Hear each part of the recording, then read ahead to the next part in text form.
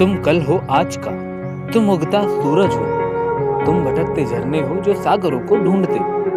एक महलों का राजा है, दूसरी झोपड़ी की जान है। फर्क इनमें इतना है कि नामों से पहचान है। सपने दोनों ने एक ही देखे, मगर जगह थोड़ी अलग थी। ये समय थोड़ा खराब था, जहाँ पैसों की चली थी।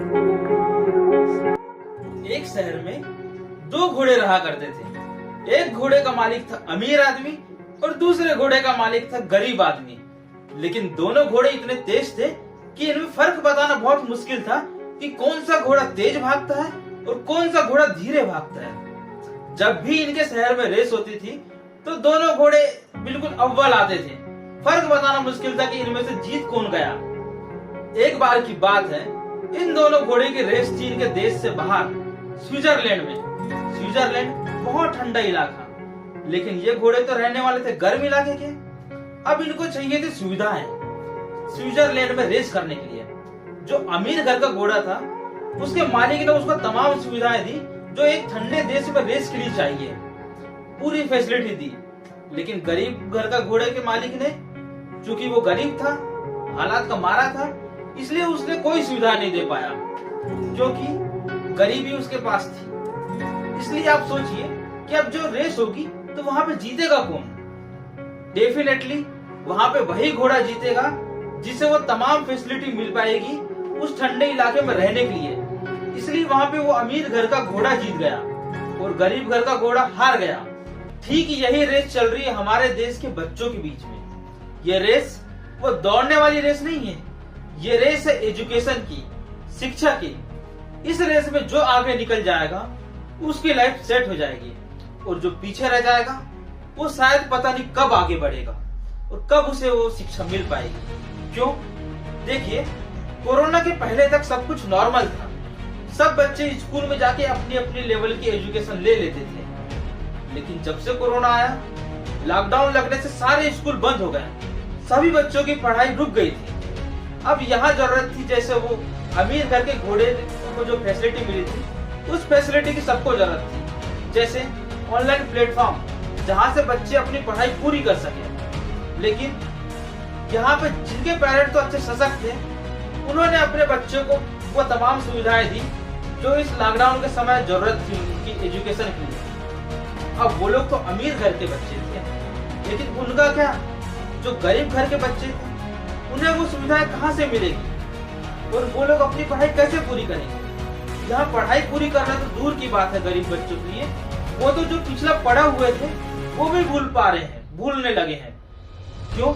क्योंकि उन्हें कोई प्लेटफॉर्म नहीं मिल रहा है, उन्हें कोई एडिशनल फैसिलिटी नहीं मिल पा रही है जिससे कि वो अपनी एजुकेशन ले सके। इन गरीब और ग्रामीण क्षेत्रों के बच्चों की पढ़ाई छूट जाने से उनका स्कूल से ड्रॉप आउट होने का खतरा बहुत ज्यादा बढ़ गया है, जिससे बाल श्रम यानी चाइल्ड लेबर जैसी समस्या पैदा हो सकती है। हमारे union education minister Shri Dharmendra Pradhan ji का भी कहना है कि देश के लगभग 15 करोड़ बच्चे करंट की एजुकेशन सिस्टम से बाहर चल रहे हैं। उन्हें वो एजुकेशन सिस्टम नहीं मिल पा रहा है जो भी करंट में चल रहा है। और साथ ही साथ और एक रिपोर्ट है, जो चाइल्ड फंड इंडिया की रिपोर्ट के अनुसार देश के लगभग 64% बच्चे मानते हैं कि यदि उन्हें वो एजुकेशन में एडिशनल सपोर्ट नहीं मिल पाया तो उनका स्कूल से ड्रॉप आउट होने का खतरा बहुत ज्यादा बढ़ जाएगा। और ये दिक्कत लड़कियों के साथ तो बहुत ज्यादा प्रॉब्लम है। इस समय यदि हम वो बच्चे जिन्हें एजुकेशन मिल रहा है और वो बच्चे जिसे एजुकेशन नहीं मिल रहा है, इन दोनों के बीच के एजुकेशन गैप को, गड्ढे को यदि नहीं भर पाए तो ना जाने कब ये छोटा सा गड्ढा खाई बन जाएगी, पता ही न चलेगा, जिससे भेदभाव, असमानता बहुत ज्यादा बढ़ जाएगी। एक तरफ तो हम इस असमानता और भेदभाव को खत्म करने की बात करते हैं, लेकिन दूसरी ओर जहाँ से इसकी शुरुआत होना चाहिए बचपन से, वहाँ पर ही बचपन में बहुत ज्यादा भेदभाव होता देखा जा रहा है, एजुकेशन सेक्टर में स्पेशली। इसलिए क्या सरकार इनके लिए कुछ नहीं कर सकती? कैसे मिलेगा इन बच्चों का एजुकेशन? क्या वो भी उन्हीं बच्चों की तरह पढ़ पाएंगे जो अभी लॉकडाउन में पढ़ रहे हैं? देखते हैं इस बार। देखिए, कोरोना अभी खत्म नहीं हुआ है, ओमिक्रॉन दिनों दिन अपने पैर पसारते जा रहा है। यानी स्कूल कब खुलेंगे इसकी कोई गारंटी नहीं है। इसलिए इस समय ऑनलाइन एजुकेशन देना ही इसका एकमात्र सॉल्यूशन है। यदि हम अब तक की बात करें तो हमारे गवर्नमेंट टीचर, दूसरे टीचरों ने अभी तक जितने भी बच्चों को ऑनलाइन एजुकेशन दिए हैं वो कहाँ तक सक्सेसफुल रही और कहाँ तक वो बच्चों को इंटरेस्टिंग वे में समझा पाए और कहाँ तक वो इंगेज कर पाए, ये तो आप भी जानते हैं। बच्चों को ज्यादा कारगर नहीं हो पाई, और जहाँ तक बच्चों के पास सोर्सेज भी नहीं है, टेबलेट, मोबाइल, लैपटॉप, इंटरनेट, ये सब चीजें नहीं होने से बच्चे भी इन चीजों से कनेक्ट नहीं हो पाए और उन्हें एजुकेशन नहीं मिल पाई। लेकिन वहीं दूसरी ओर हम दूसरे बच्चों की बात करें जिन्हें ये सब फैसिलिटी मिल रही है, जैसे प्राइवेट ट्यूटर मिल रहा है, ऑनलाइन प्लेटफॉर्म मिल रहे हैं, उनको प्राइवेट स्कूल के टीचर भी उन्हें अच्छे से पढ़ा रहे हैं।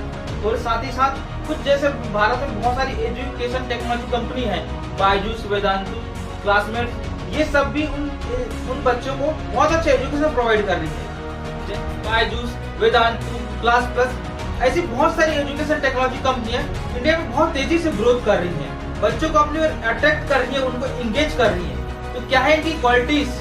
देखिए, मैं यहाँ किसी पर्टिकुलर कंपनी का प्रमोशन नहीं कर रहा हूँ, बल्कि उनका एक पॉजिटिव साइड दिखा रहा हूँ, जिससे गवर्नमेंट भी इससे कुछ सीख सके और दूसरे बच्चों के लिए भी ऐसे कुछ कर सके। जैसे यदि हम बायजूस की बात करें तो इस प्लेटफॉर्म में यहाँ पे बच्चों को विजुअलाइजेशन के थ्रू पढ़ाया जाता है, एनिमेटेड वीडियोस के थ्रू पढ़ाया जाता है, उनका कॉन्सेप्ट क्लियर किया जाता है, पर्टिकुलर बच्चों के ऊपर ध्यान दिया जाता है, एक एक के डाउट सॉल्व किए जाता है। यदि ऐसे ही दूसरी कंपनी, दूसरे गवर्नमेंट भी ऐसी कर सके तो उनके लिए बहुत अच्छा होगा। लेकिन यदि बायजूस की बात करें तो ये बहुत ज्यादा महंगा है, जिस वजह से ये गरीब बच्चों की पहुंच से बाहर है। तो क्या इन बच्चों को बायजूस जैसे एजुकेशन पाने का हक नहीं है? क्या सरकार बायजूस जैसे एजुकेशन प्रोवाइड कर सकती है? देखिए, सरकार सब कुछ प्रोवाइड कर सकती है, सरकार के पास इतना अच्छा इंफ्रास्ट्रक्चर रहता है। जैसे यदि बात करें टीचर्स की, तो बहुत सारे क्वालिफाइड टीचर्स रहते हैं। यदि सॉफ्टवेयर डेवलपर की बात करें तो गवर्नमेंट इंजीनियर पढ़े हुए बहुत सारे, उनके थ्रू ये ऐसा कुछ कर सकते हैं। और साथ ही साथ एम्प्लॉय हैं, बहुत सारे ऑफिसर्स हैं जो इनको रेगुलेट कर सकते हैं, इनके लिए नियम कानून बना सकते हैं।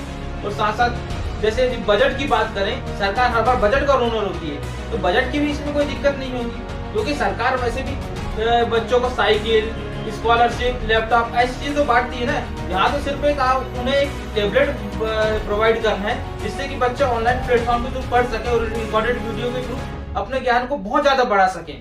तो बस यहाँ पे दिक्कत है सिर्फ नियत की। यदि सरकार चाहे तो सब कुछ कर सकती है। इतना अच्छा इंफ्रास्ट्रक्चर रहने के बाद, सरकार पर बजट की कमी नहीं रहने के बाद, यदि सरकार नहीं कर पाई और अभी के हालात में नहीं कर पाई, तो शायद ये बाद में बहुत ज्यादा दिक्कत खड़ी कर सकता है। इंडिया में असमानता को बहुत ज्यादा फैला सकता है, क्योंकि यहाँ पे कुछ लोग तो बहुत ज्यादा आगे निकल जाएंगे इस लॉकडाउन पीरियड में, और कुछ लोग बहुत ज्यादा पीछे रह जाएंगे। इसलिए इंडिया का भविष्य इन बच्चों के हाथ में ही है। यदि इन बच्चों को आगे न बढ़ाया जाए तो शायद इंडिया आगे नहीं बढ़ पाएगा।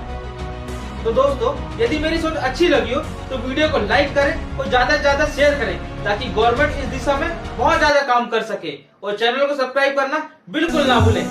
जय हिंद।